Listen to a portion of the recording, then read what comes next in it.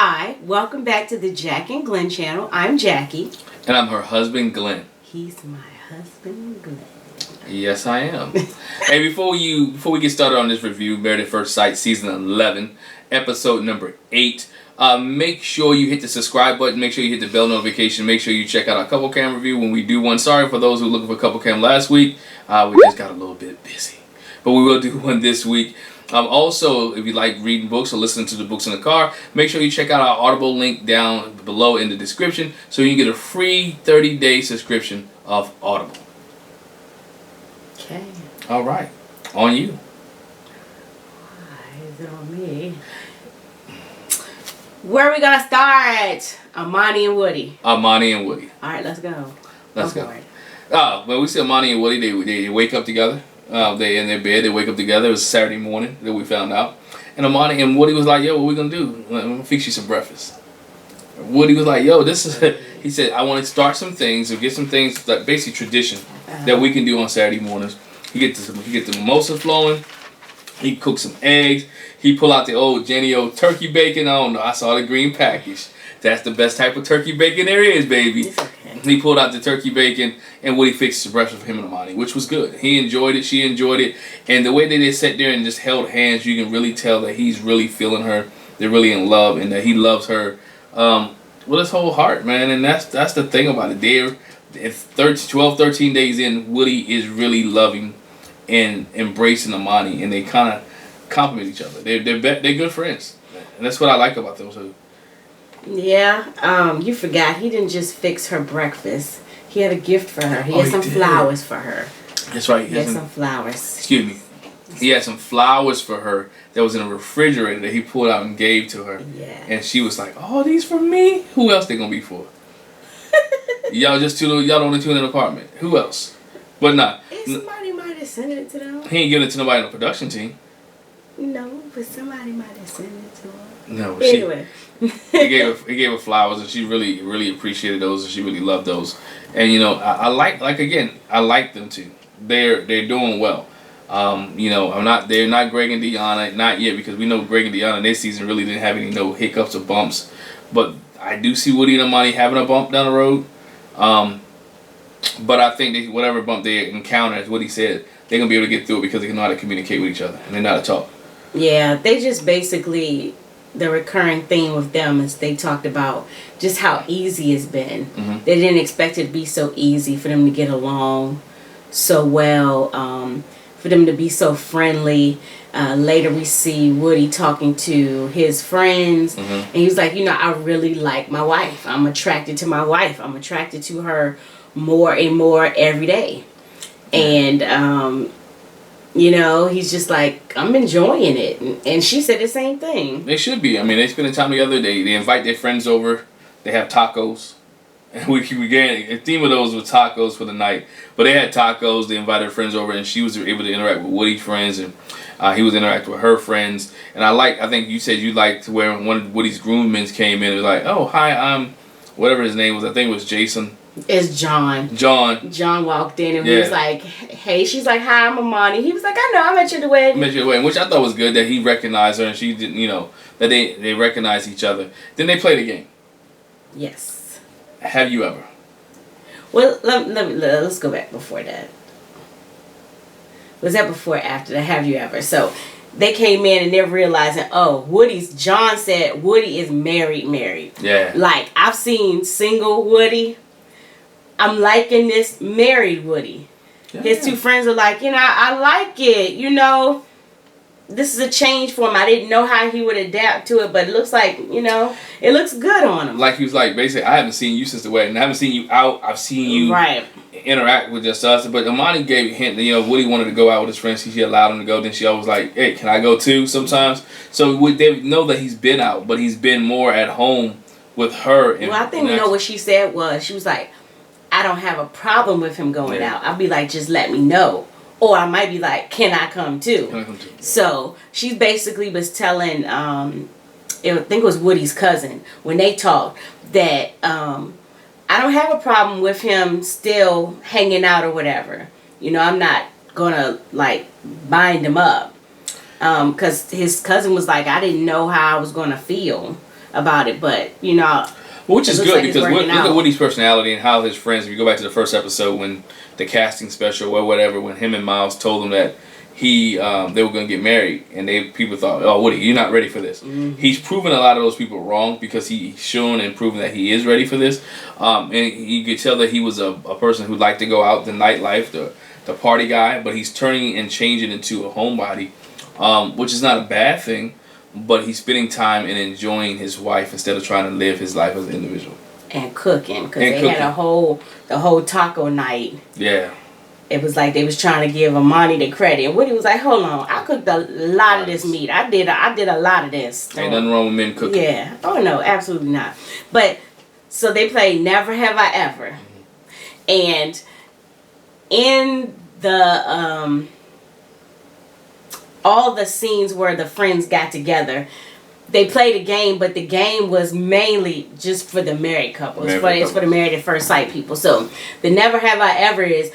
Y'all ask us questions. Me and Woody are answering. We counting down these 5 fingers. And needless to say, Woody's fingers went down real quick. I know. He skinny dipped. He had sex with somebody and ghosted him. He taken a shower with another person or the opposite sex. He's kissed a girl, and his fingers went down. Oh, he had a one night stand. And all his fingers. And that question Amani asked, that was not fair. But. So all his fingers went down real quick, and what he has to do, he has to give Amani a full body massage. Yes, gotta get her a massage. But you know, it was simple with this couple on this episode. Woody and Amani just laid back, no issues, no problems, and I like how they shared and interacted with their friends. So I thought they were pretty good. The one thing I want to add is that when Woody talked to his friends, they were kind of surprised that he didn't consummate in the 24 hours. Yeah. He was like 93. He's like, it's been, in 98. 98, sorry. He's like, bruh, you counting the hours? 98 hours? Nah, this boy like, yo, I did 98 minutes. Oh, yeah. This boy like 98 minutes, no, dog, 98 hours. It was 98 hours, 98 hours. Yeah, from the time we got married until I got me some. Got some. Yeah. Yeah. So, but yeah, Amani and Woody still smooth sailing right now. Simple. I'm not expecting a whole lot of waves. I feel like it might be some, but it's not going to be a lot. I expect a major wave, but something they can get over. Okay. All right, so since we're not making waves, I guess we'll go to Amelia and Bennett. Amelia and Bennett. Amelia and Bennett, man, I like them. Again, they're still quirky. Amelia... They're not going to stop being quirky. They're not going to stop being quirky, but I like the quirkiness. The quirkiness kind of quirky cool. If you know what I mean, it's kind of quirky, cool because they're very intelligent. But you know, Bennett meets with his friend. I believe her name was Miranda. Mm-hmm. He met with Miranda outside at the park, and they started talking. You know, how's the wedding going? How's being married? How's Amelia? Do you feel yourself being with her for the rest of your life? Do you like her? Is she cool? And Bennett started explaining, look, this is what we do. We do a lot of talking. We talk. And we get to know each other and we get to like each other. And then again, it came up again with Bennett about moving out of New Orleans. He's like, in 2.5 weeks, she's going to find out her residency.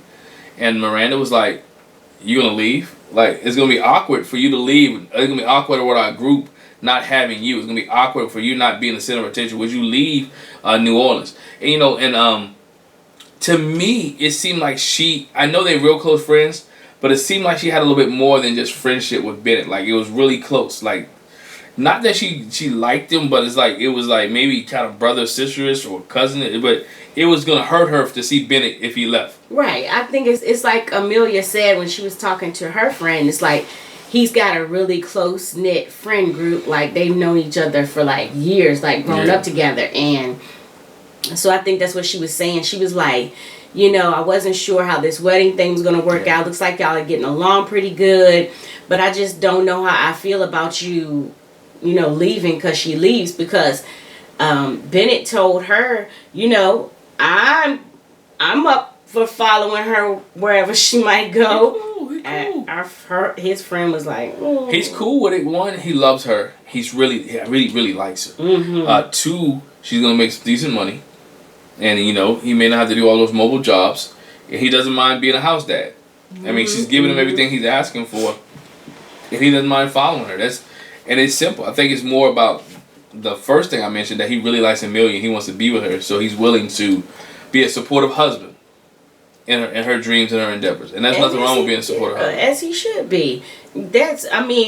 Sometimes that's what happens in a marriage. You have to choose, like, okay, so I'm with my wife. I'm trying to work this thing out. I know we got married at first sight, but I really like her. I'm trying to be with her. And so just because she moves, like, why would I disrupt what we have? I'll miss my friends, obviously. We saw Elizabeth and Jamie do the same thing, pick up and move. But he's like, I'm trying to work this out. His friend even asked, he was like, are you trying to make this all the time thing, or is this another one of those Bennett Adventures? Pretty much. That's what he said, Bennett Adventures, which means he does maybe do a lot of things for entertainment purposes, do things just because he wants to try it. And I think he might have just did Married at First Sight to try it, but he's really fell in love with Amelia. And there's nothing wrong with that. I think you talk about us, I left a state to come be here with you. Well, it's not like you didn't live here before. I did live here before, but I came back to the state that I used to live at. Exactly. Just to be with you. No comment? It wasn't just to be with me. It was just to be with you? We decided to settle here. But anyway. That's right, settle here. It ain't like you didn't live here before, but. Anyway. So Amelia and her friend talk. She's really attracted to Bennett, obviously. She shares that he's got the tiny house, but he's rooted. But he can always pick the tiny house up. He built the tiny house. And they're just really serious about each other. Yeah. And they each pretty much said the same thing to their friend. The best time they had was building a fort. Oh, yeah. They built the fort. Oh, yeah. And they enjoyed the fort together. Ben and Amelia, there was no waves in here. I didn't know this 2-hour show. But Ben and Amelia, you saw what you saw. It was basically simple with them. They had their friends go over. They came and painted a nice big mural, which was fun. I thought that's a good idea. We need to try that. I really do. Just have your friends come over and paint. I thought that was pretty neat. From even what the other couples did. And they just had a decent good time. And that was nothing serious. And they didn't, they didn't play a game. I didn't play a game. Bennett, and I'm learning in this show, Ben and Amelia do what they want to do. They are trendsetters when it comes to being creative and being, it's in their personality. This is what they do. They do what they need to do. Yeah, and Bennett even shared when all the Married at First Sight husbands met that the biggest thing with them is we have different tastes in music. That's it. Bennett is the jazz and R&B guy. He didn't see the R&B though. No, I don't know. He had the hip hop with them strippers at Yeah, I want to know what kind of R&B. 90s R&B, 2000 R&B. I want to know what kind of R&B. Is he the person that stay up and watch Monica versus Brandy? R&B type person versus I just want to know what kind of. He look like he might be. He might be. So I wanted to see Bennett stay up and then Amelia into indie folk. Indie artists. Yeah, indie artists. So. Really good. When the friends got together, Amelia's friend talked to Bennett and then came back to Amelia and was like, you know what, he's cool. He's cool. I like him. It only took a few minutes and, we had a conversation that was like so comfortable. But you always want the approval of your friends. And I know this is going even to the other couples. You want the approval of your friends because you don't want to just alienate yourself or stop your lifestyle.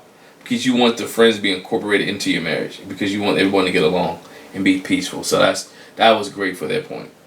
All right. Next up. Let's go Miles and Karen. Miles and Karen. Miles and Karen it is. Go ahead. All right. So she comes home, probably from work. Yeah. And he's like, oh, look at you. You got your little head wrap on and everything. And they just talk about how they need to communicate with each other and being expressive to each other, like affection. Miles says he needs words of affirmation, so you could say to me sometimes, I like the haircut, because he's gonna give her the compliments. I'm gonna look at y'all. He's gonna give her the compliments. He was like, I want some back, please. And she was like, well, I'll see what I can do. That's an area I need to make improvements in. And I need you to look at the camera too. Don't be staring no hole in my face. I felt that conversation. I felt that conversation. And she cannot, because there's sometimes where I had that conversation. Look, I tell you, when you get your hair done, it looks nice. So when I get my fade, get my hair cut, nice shade, beard, can you at least say, hey, your hair look nice? A little bit of affirmation. Just a little bit. So I felt Miles on that. Because sometimes as a man, really be honest, sometimes as a guy, we do so much complimenting. And we do so much complimenting and we do so much. And not that we shouldn't, and we should. But sometimes, I think sometimes women forget that men need that affirmation as well. They need, you know what, you look nice today. That shirt fits well. You know, oh, you've been working out. You may have dropped a couple pounds. Man, look at your biceps. Hey, you know what? I like your haircut. They did a good job there. Those type of things. And Miles, and I'm glad Miles was able to communicate that, because some men can't communicate that and some men are mad. And wonder why their wife didn't give any compliments, because you never told her that you like to have compliments. So I can agree with Miles, and I relate to Miles on the fact that he was willing to communicate with his wife about appreciating him and giving affirmation. I have no comment. No comment. I'm gonna keep by. No, because this is not the time or the place. Yes, it is. Stop it. I tried to tell him, you all know, you've been with us for a while. Miss Jackie has all kind of different hairstyles, hairdos. He gets the same haircut. It'd be different if he came in here with slits on the side. I'd be like, oh shucks, you got slits on the side. That's not happening. But I'm just saying. I try to tell him, I compliment him on his shirt and stuff. You know, I buy him shirts because I like to see him in it. But I'm just saying, I mean, how many times I got to compliment the same fade? Every time it look fresh, dog. What's up? Nah. But anyway, so they went from that to, you know, the affection, and she says I'm really slow with men. Yeah. I'm really slow. Which explained the fact that she had been in 2 long relationships. So it explains. Like I told you, she's a late bloomer. That's what it is. Yeah. Her friend even says later, you know, she hasn't been in a relationship in a while. How's she doing in that area? And, you know, she's basically was like, you know, you could kiss me. It's not like if you try to kiss me, I'll be like, oh my gosh, Miles kissed me. I gotta call the police. And he said he's been patient. He was like, but I want some of that lip. Yeah. I could put some Carmex on, whatever.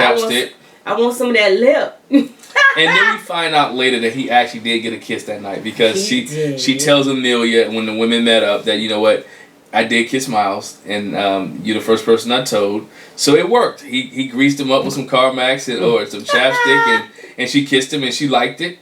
You know, so you can see her kind of letting the walls down just a little bit. They interact. I like the fact they communicate as well. Their communication is key. They starting that whole stranger thing is starting to go out the window. Even when they was at the party and Miles was like, you know what, I try to do things to alleviate, when he was talking to her friend, try to alleviate her pressure from work, because I know she has a stressful job. Yeah. And so when she comes home, I've maybe cooked dinner, or I've done the clothes, I've taken care of the house thing, so she can come home and we can just rest. In the car. I've taken care of the car, just so I can sit here and relax. And those are things that, you know, husbands have to learn, especially when your wife has a stressful job or in and out of the house. The more that you do to alleviate some of the issues or things that they have to do when they get home from work, the better off you're going to be. You got to take that time out. And there's no man job or woman job within a home, shouldn't be, in today's society. It's just, look, we're going to take care of this. Clothes need to be folded. Kids need to be fed. Dog need to be walked.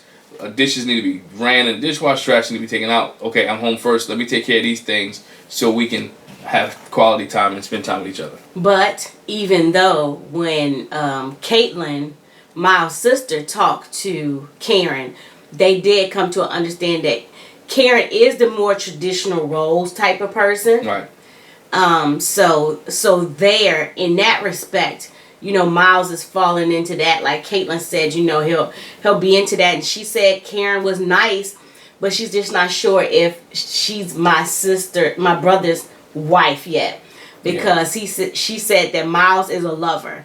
He loves love. And she said you could have put almost anybody in front of him and said it was a match and he would have worked with it. So, but he's a people person. I mean, you're a people person. You get to know people, and he's committed to the process.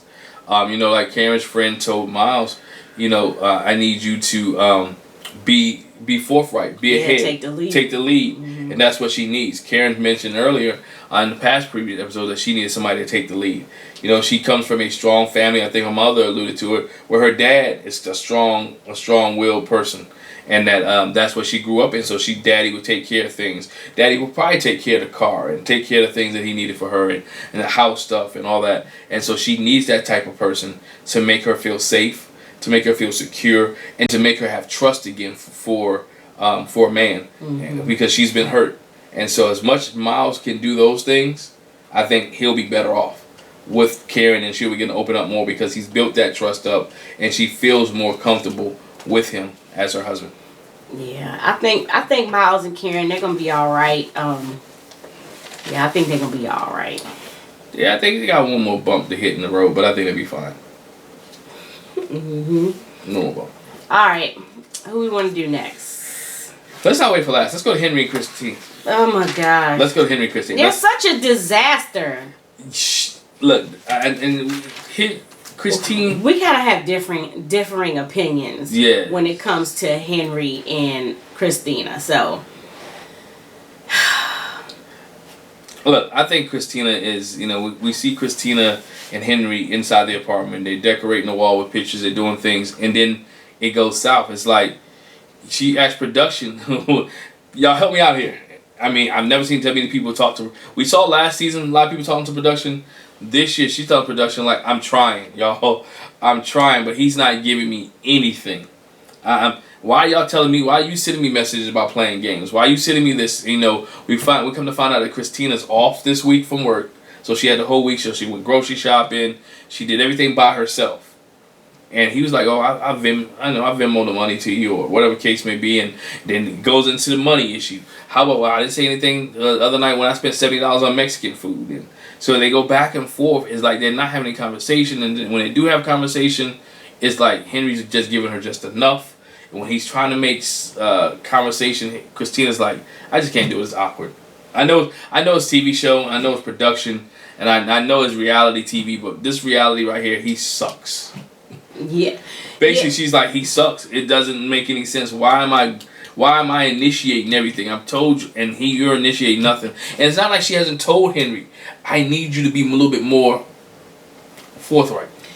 And so this is where we differed, because I felt like my husband was more on Christina's side, which I get that. I'm not disagreeing. He should be more initiating, but again, what we've said before, this is a married at first sight thing. And so he's got habits and lifestyle and personality that he came into this with. And it's going to be hard for him to break out of this. Like his friend tells her later at the get-together that, when I first met Henry, it's like it felt like he was a bit of a buzzkill. It does take him a while to open up. It takes him some time to open up. You're going to have to work on it to open him up. But when he did open up and we got to the point where we had this friendship, he was like really a strong friend for me. Like when my sister died 2 years ago. And my thing about it is, like I said, I understand Christina saying she is doing it. He doesn't seem to be giving a whole lot. But his thing, which I feel him on this, is she's so impatient. And he said she has an attitude. And I said, I came to the conclusion that Henry saying she's impatient and have an attitude is basically him saying, you're acting like a bee. Because she was snippy with production. I understand that you want me to initiate, but it's a way that you can say things. She was snippy with production. She's snippy with him. She's frustrated. I understand that. But it's ways you can deal with your frustration. And I feel like, reflecting on what his friend said, you're asking a lot for him. He said, I came into this situation. It's a lot of things that are uncomfortable with me, but I haven't exhibited any impatience. I'm having to sit in this camera, have cameras in my face. I'm having to do these interviews and answer all these questions. It's stuff I'm not comfortable with, but I'm doing it. They said that the producers, the experts, they set him up. Set who up? Henry. They set him up. This is not for Henry.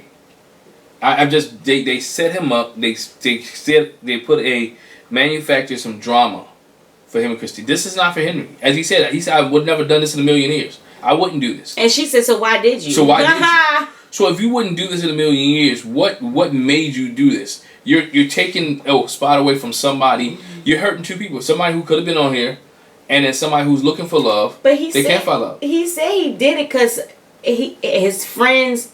He wanted to do something different that wasn't like him. He wanted to. This was his way of being adventurous. I mean, we know from the honeymoon and stuff. Before that, he's never been out of the country. Mm-hmm. His favorite spot was what? Northern Virginia. Northern Virginia. So he did it to kind of get out of his comfort zone. But so he wants to get out of his comfort zone. He just doesn't like the way she's trying to pull him out. But again, she's a novice at trying to initiate. Right. So she's looking for somebody to give him something. I think even when the men talked and their friends talked, she's like, or when her friend tell him, he's like, yo, she just wants you to hold my hand. She wants you to initiate. She wants you to do something. She wants you to be involved. And I know he may think she's a diva or a B or whatever you want to call it, but this is your wife. At a point in time, you guys got to have a communication and have a conversation. If you're in for 8 weeks, whether you would do this or not, let's make this 8 weeks the best I can make it. Right. Let's have conversation. Let's show me some intimacy. Good gracious, hold her hand. Holding her hand, rub it on her arm, rub it her back. Something that would get that spark going. I told you, in the end, Henry is saying, this is just my opinion. He's saying he's attracted to her, she's attractive, but I still feel like he's just not that into her. Because it's plenty of people that you could think are attractive, that you're attracted to, but you don't necessarily like them. I don't feel like Henry likes her. Just stop lying and wasting their time. Just tell her, you know what, I'm attracted to you. Your beauty. Well, he said that. He said I don't like your impatience. But I don't like your impatience. And you're being impatient. Her being impatient is stopping him from being romantic. Yeah.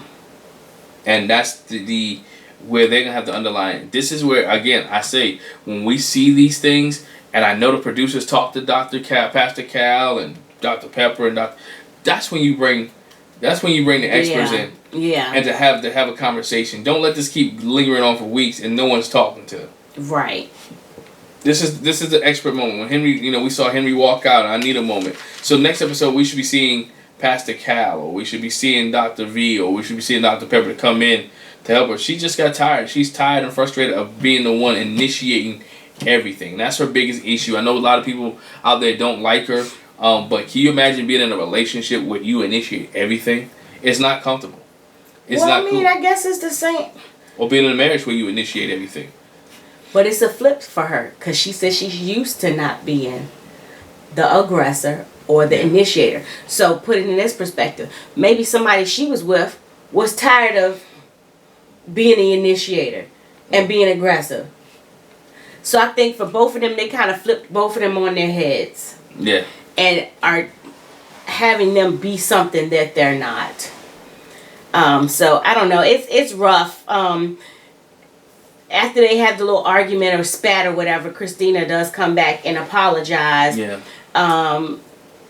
She says after the conversation with the girls, it kind of put it in perspective for her. Because Amani basically told her that, you're going to have to bring him out. You're going to have to bring him out. You're going to have to help him. It's a way that you can do it. You're going to have to help him out of his shell. And make him feel comfortable. Bring him out. Make him feel comfortable. And the guys kind of told him that, Yeah. You're going to have to be more aggressive than you have been before. And I ain't saying, you tie her up and throw her down. or drag her by her hair like you Fred Flintstone or nothing. But when the friends come over, you about to say something. Yeah, I like what Amani said, because she said that was her. Right. Woody pulled her out. Right. Woody with being affectionate. With being affectionate and making her more comfortable with doing that. And so I think that was one of the key that Christina was able to see, that, it's just not him. And so she tried. Mm-hmm. She tried when they had friends over. She tried when they had dinner. Their friends being over. To me, didn't her friends look just a little too old? Like, I know they might have been flighted. Two of them. Two of them look like these people are just too old to be with you, to hang out with you. And that was funny, too, because he made some slick comments. Oh, he made a lot of slick comments. He made a lot of slick comments. it was, what would you rather? Would you rather have your celebrity crush with horrible sex, or would you have somebody you don't like so much with good sex? And she was like, I'm all about the the intimacy and whatever. I would take that. And Henry's like, yeah, I'm gonna take the celebrity crush. I'll take celebrity crush with the horrible sex. I'm like, dang, okay. As far as she wants intimacy over sex, and if you disagree, then just secretly pretend that you don't. He's like, I guess I'm gonna secretly pretend. But he was throwing slick stuff. But that's what I'm saying. I'm like, he's not that into her, because anytime you can say you'll take sex over intimacy, and you're not even trying to pull up on her, he don't like her like that. He doesn't. He doesn't like her. He's just going through the motions for 8 weeks. Yeah, I can say this marriage is done. There's no way. They're going to do the stopping point. They have to. They did it the last couple seasons. They're going to do the midway point. And they're going to stay together. Yeah, well, I don't know, but I'm just saying, even with the pandemic, hopefully they'll still do the midway point. Yeah. And, they could put it into perspective then, because I don't know. It was just a mess. I've been waiting to see those pandemic episodes where they had to spend time with each other. and there's no production. Yeah. Where they had to spend time and they had to film. Those are going to be interesting to see how Christina and Henry work out. Yes, I'm so nervous for them. But all right, last but not least, Olivia and Brett. And what can this be summed up as? Always money, money, money. Money, money, money, money. Money. So we did a good job on that. Didn't he plan it? Me. Yeah, I can't sing. No. Yeah, you're a singer. But anyway, Olivia and Brett, it's about money again. He meets with his friend Anthony. And Anthony talked, they sat at the table having dinner, and they started talking about the process. One thing, I didn't like Brett here when he was talking to his friend Anthony. No. It made me feel some type of way. He's talking about Pastor Cal, talking about how he asked these questions to start a whole bunch of stuff. He called Pastor Cal a prick, for trying to do. He's asking questions. He's not starting anything. You guys are. And what's funny is he said, "Oh, we talked about that. They made us talk about children and politics." But on the honeymoon, you said they had already talked about that stuff themselves. So he tried to say that Pastor Cal was stirring the pot. Yeah. And making us talk about all these real difficult and hard things when they already said they had already talked about it. So I'm like, really? And then when his friend asked the question, he was like, oh, shoot, did I Pastor Cal you? Look here, Brett. Let me tell you something. Don't mess with our Pastor Cal. I'm trying to tell you. Don't do it. Nah. Because that's a good man right there. And he helped all of them out the last episode. He did. Every last one of them. But the thing is... And that's what the experts are there for. He didn't like the question, but they talking about budgeting. She don't know how to budget. It's okay. It's fine. That's what he said. That's what she said. He said. Just because you don't do it, just because she doesn't have the spreadsheet, you're a nerd. She's free-spirited. And he has the spreadsheet, the Excel on the computer. He got this. Okay, we're going to put it here. We're going to do this here. And I understand budgeting, but you can't be such a nerd that you don't understand the other person where they're coming from. And to fast forward, they said we're gonna take some time and we're gonna work on a budget together. And as she's giving, I think what it is she's got her budget down. You know what I'm saying? The way that she does it, she just doesn't do it like him. And the other thing is, with her play money, she just don't budget her play money. She said, if I had to estimate, I spent probably $500 eating out. In a month. She said, all of this is taken care of, which is what she tried to tell him before. What he had a problem with is, I go out, I got my play money, get my nails done, my hair done, my lashes done, whatever case may be, and I just spend it. But his problem is the amounts that she's spending. He believes that she could be doing other things with this money. Again, when he talked to Woody and the guys when they met out, guys like, yo, dude, just get over it. She made more money than you do. She does what she wants to with her money. And Woody made a good point. If she used to 5-star, you're not gonna bring her down to 1-star. Because that's what he said. He was like, she needs to basically. He was like, I'm trying to get her to understand that you know, she wants to take trips and stuff. And if we go on a trip, you know, we're not going to be able to stay these nice places that she used to stay in. We might could do a 2 or 3 star, but we can't do 5 star like she, you know, like she normally does. And Woody was like, bruh, for real, like my husband said, she is not going from no 5 stars to Motel 6 to no 1 star. Oh, sorry, did I say Motel 6? I didn't mean to say no hotel's name. Sorry. She not going to no 1 star. But the part that my husband and I were like, I was like, bruh, y'all are going together. Okay. It don't have to be on your dime. If she's already staying there. We're all going together. If she's already staying there on just by herself, then you just gotta get a bigger. I'm sure the bed's big enough. All you need is a 1 room. So you come in together. And you can put your little 100 in or whatever, however much. I think he's missing the concept. The concept is not, again, we're in this together. We're in this together. And I said this last week on the last week's episode. You're in this together. Put that money together and y'all budget together. Well, especially for a trip. But not even to the trip. For 8 weeks, throw y'all ducats together. We talked about her $1,250 a mortgage. I mean, a rent. All right? Okay, he has a mortgage. Guess what? And her friend talked about this later. She's like, I don't want to move 45 minutes away from work. Well, guess what? If y'all stay married, they're going to have to be a conversation. Mm-hmm. Somebody's going to have to do something. Either you're going to travel 45 minutes to work, or you guys are going to try to buy a house and get closer. And maybe he wants to stay in a house. I don't know how much equity he has in that house. But again, when you come to marriage, and when it comes to marriage and finances, you have to be smart. Or not, you'll find yourself spinning the wheels for years and wake up like, dang, why did we do this? Mm-hmm. They got to have a plan and be smart. To them, again, we have a sex therapist on the show, Dr. V. You have Dr. Pepper, who does, I guess, everything. Pastor Cal, who does relations. They neither one. I think they need to add somebody else financial. They need to add a financial therapist, right, or somebody to help these people out, because they're not the first one that were talking about money, but they're the one who make money a big issue, and I see money being continue to be because we're 8 episodes in.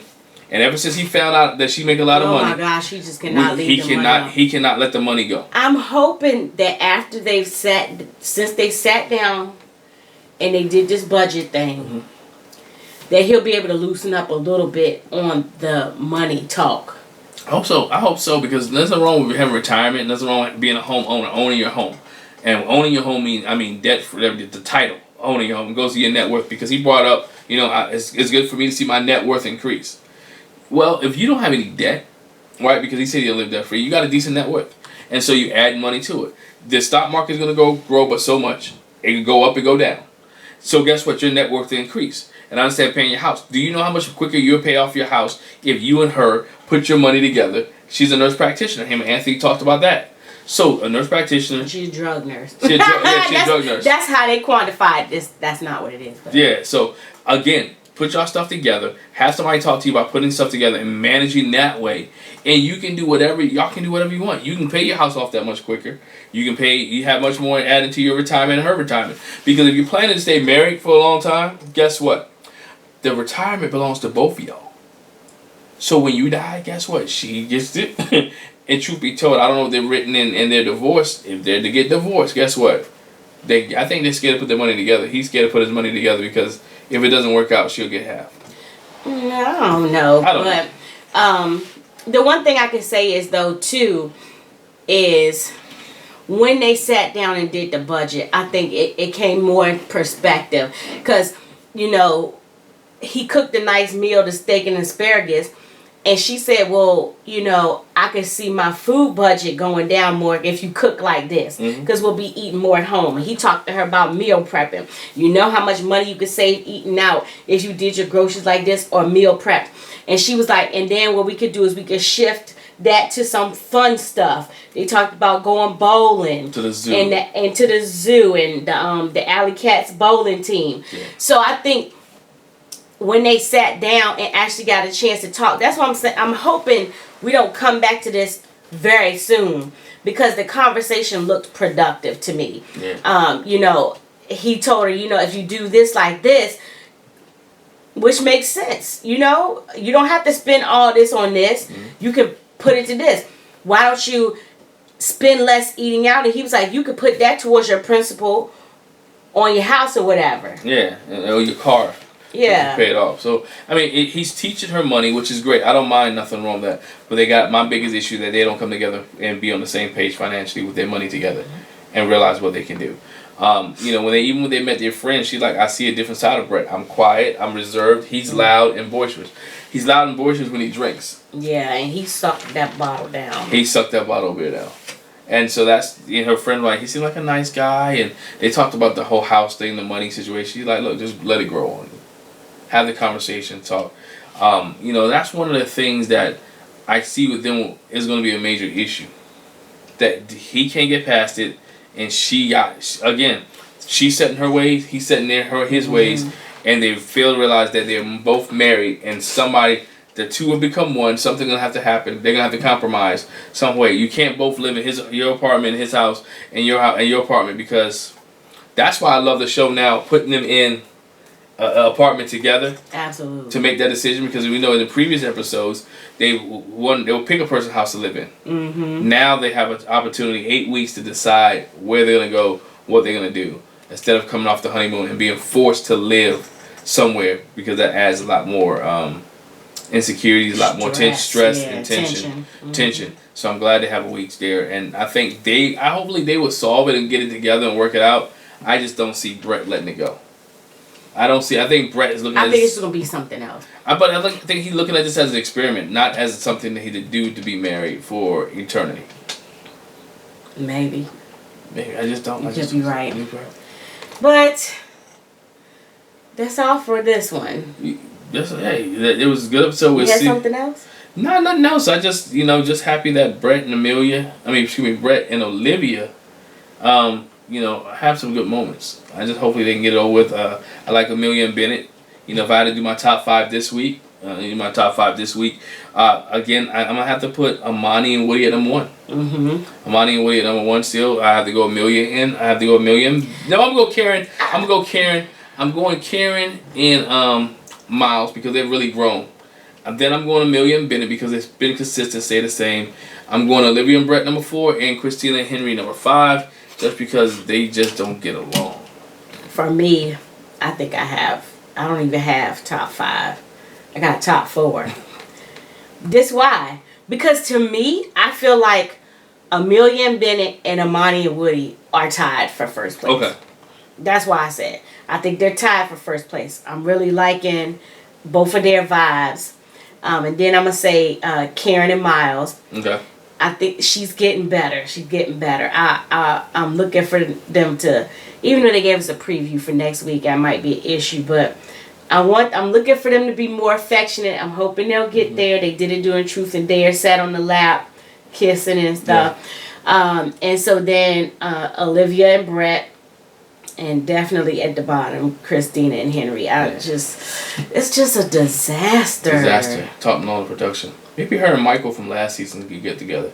We might need to do a video, matches that could work out between seasons. Might be interview. If y'all want to see us do that, please let us know. Oh no. But anyway, make sure you hit the subscribe button. Make sure you hit that bell notification. Make sure you check out the Audible link in the description below. Also, make sure you check out Couple Cam, which will be coming out real here shortly. And make sure you check out our Instagram page as well. That's all I have. And guess what? Your lip gloss is popping tonight. Thank you. I like your glasses. Oh, thank you as well. I appreciate it. See y'all next week. Bye. Bye.